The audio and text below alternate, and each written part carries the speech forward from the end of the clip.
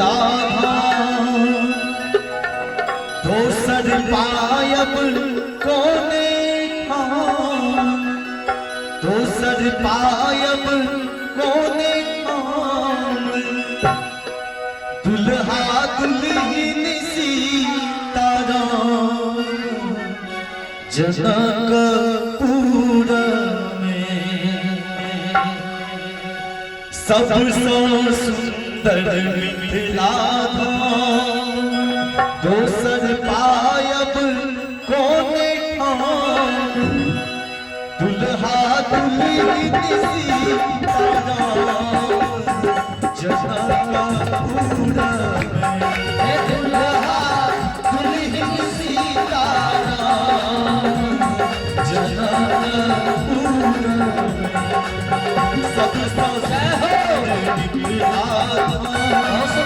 दोसर पायब कोने ठाम दोसर पायब कोने ठाम दुल्हा दुल्हन सीताराम जनकपुर दुल्हा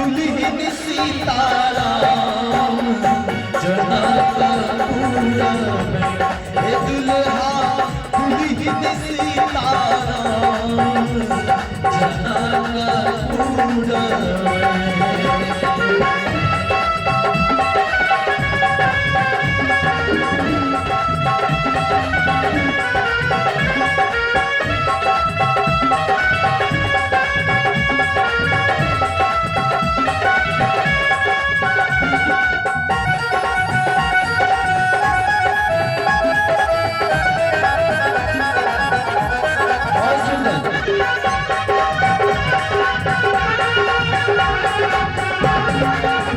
दुल्हा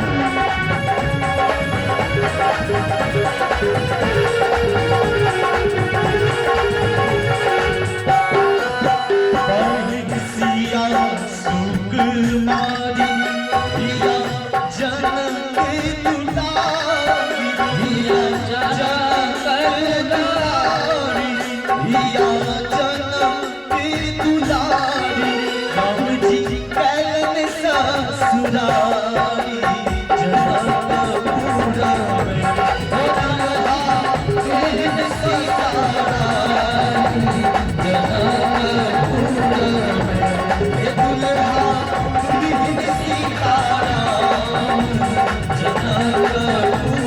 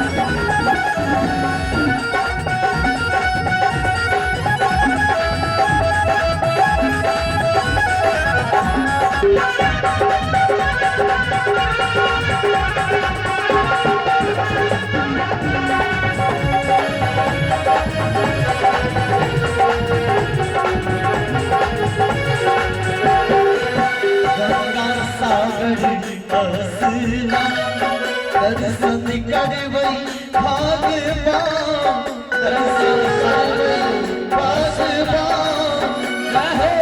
एक सेकंड और बरेदी ई भाव छै और हम सब मिथिलावासी छी, हमरा सबके भाग एते के नीक जे ए पावन धरती पर हमरा सबके जन्म भेल। हम सब गौरवशाली छी जे सब मिथिलावासी छी। एक बार कनी हाथ उठा देबै। आ जे सब लंदन से आयल है, अमेरिका से आयल है तो कोनो बात नहीं। गोपाल जी हाथ उठा के जी। धिया पुता जे कोरा में छथिन ओ भाग नहीं जेथिन, कनी कनी थपड़ी बीच में बजबैत रहियो। खाली चद्दर और हाथ में ठंडा नहीं लगे। आओ जोरदार एक थपड़ी बजा दियो। गंगा सागर स्नान दर्शन करबै भगवान सुनबै मिथिला पुराण जनकपुर में। और हम सब जनकपुर में छी, हम सब मिथिला के छी तो जनकपुर यह भेले। एक बार कनी हाथ उठा लियो सब आदमी, हाथ उठा के थपड़ी बजा कर सुनबै मिथिला पुराण